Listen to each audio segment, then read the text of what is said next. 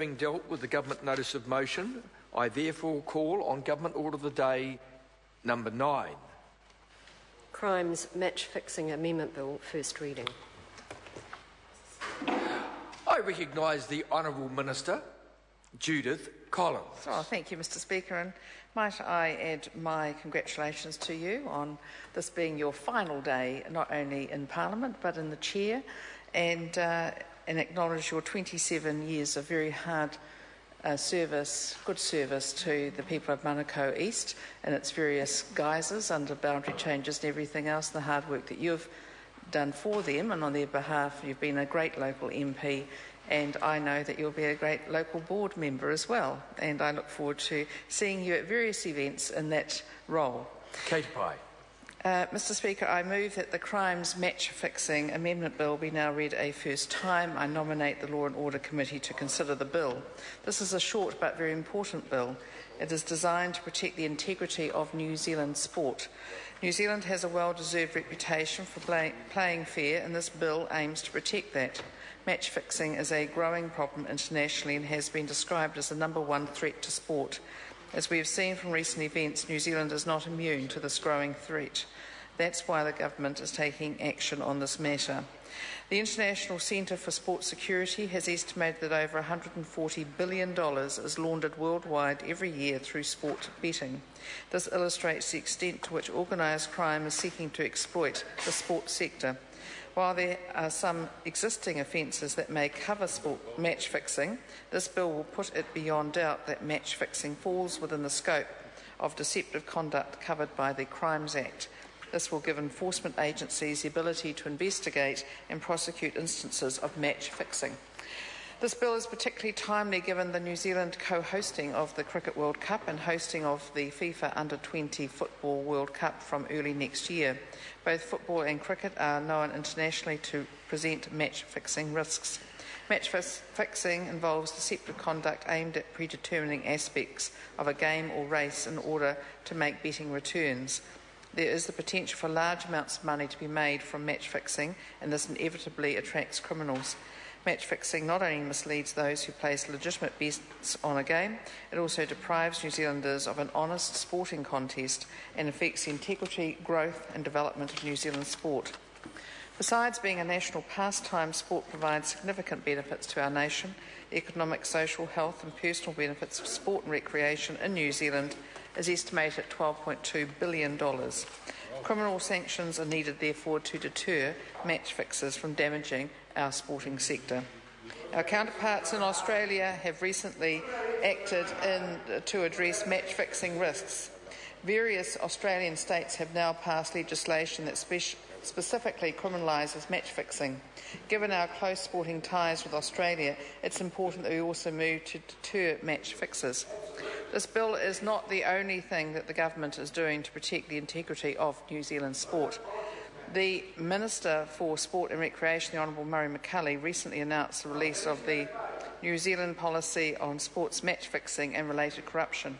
The National Match Fixing Policy provides a comprehensive framework for collaboration across government, the sports sector and the betting industry to address it. The policy will, amongst other things, help to ensure that national sporting organisations have sufficient processes and procedures in place to protect their sport.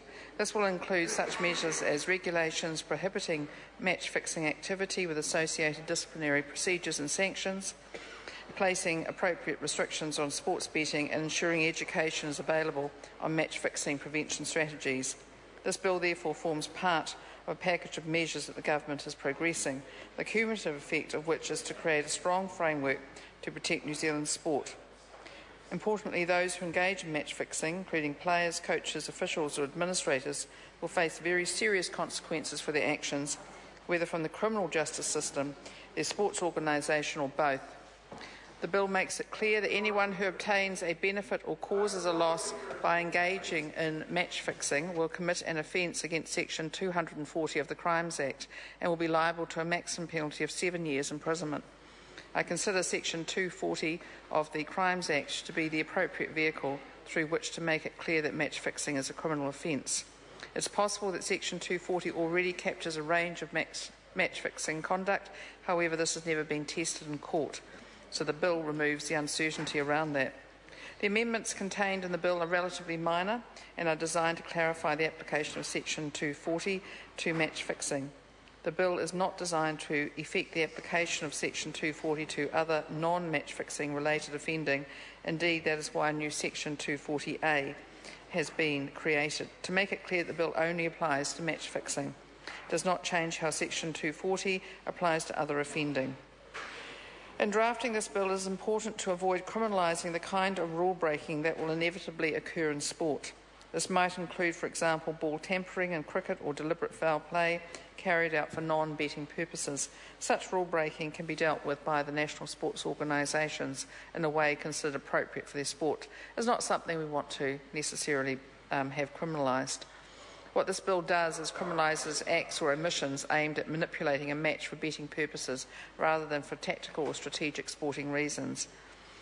The bill applies to the manipulation of the overall result of a match or any event within a match. This has been made deliberately broad given the range of betting options that are now available.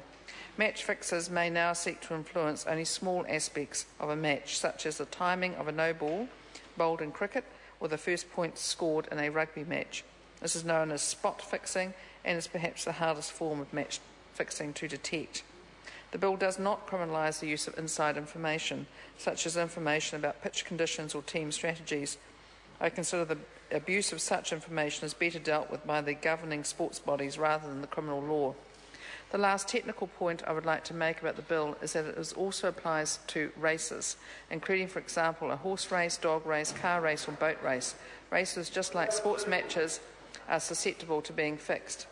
Match fixing is a growing threat. The threat will be heightened under when New Zealand hosts the Cricket World Cup and the FIFA Under-20 Football World Cup early next year.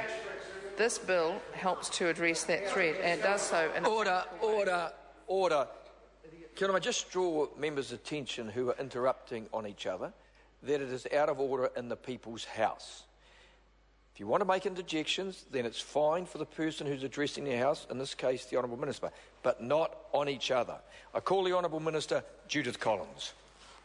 Thank you, Mr Speaker. Always good to end Parliament on the right note. The body of case law under Section 240 relating to, for example, what constitutes obtaining pecuniary advantage or causing loss will apply to the amendments contained in the bill. Consideration was given to a standalone match-fixing offence or to the regime of match-fixing offences. However, while many other countries are grappling with how best to tackle this issue and whether specific offences or the general law is best to prosecute such activity, an amendment that links in with Section 240 was considered appropriate. The section of the Crimes Act has been identified as the most likely to capture match-fixing conduct. Its application to match-fixing can be put beyond doubt by the short amendments contained in this bill. The bill will protect the integrity, growth and development of New Zealand sport. It will deter those in position to improperly influence a betting outcome by manipulating a sports match. Sport is a huge source of national pride to us Kiwis and is something that must be protected from criminals, and I commend this bill to the House. I recognise the Honourable Trevor Mallard. Thank you, Mr Speaker. I'm pleased after 27 years of working together you're able to do that.